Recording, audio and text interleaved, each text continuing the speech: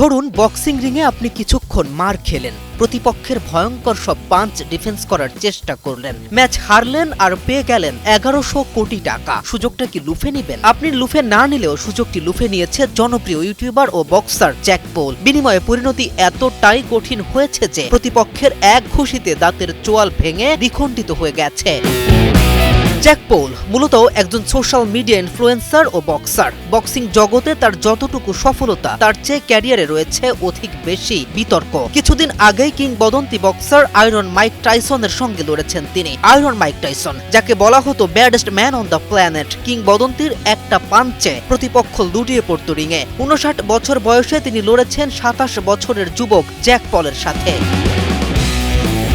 পুরোটা সময় তবুও লড়ে গিয়েছেন। সবশেষে সমীকরণ ও পুঙ্খানুপুঙ্খ জাজমেন্টে জয় পায় জ্যাক, আর যেখান থেকেও মিলেছিল $40 মিলিয়ন।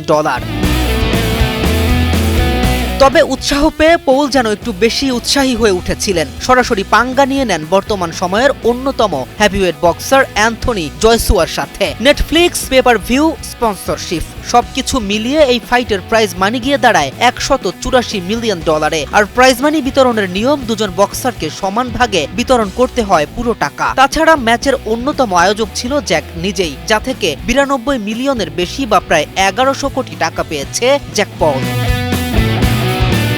তবে ম্যাচটা যে শুধু টাকার জন্যই খেলেছিল এই বক্সার তা যেন ম্যাচে তার প্রতিটি মুভমেন্টেই স্পষ্ট ছিল। প্রতি মুহূর্তে যেন শুধু ডিফেন্স এবং সময় কাটানোর প্রয়াস ছিল তার। তবে ছেড়ে দেয়নি অ্যান্থনি। ষষ্ঠ রাউন্ডে এক ভয়ঙ্কর পাঞ্চ গিয়ে আঘাত হানে জ্যাকের চোয়ালে, সাথে সাথে মাটিতে লুটিয়ে পড়ে জ্যাক। ম্যাচ সেখানেই খতম। তবে পরবর্তীতে জানা যায় একেবারে ভেঙে গেছে চোয়াল। তবে যাই হোক, পকেটে তো ঢুকেছে প্রায় 1100 কোটি। K M Rafin, news 24।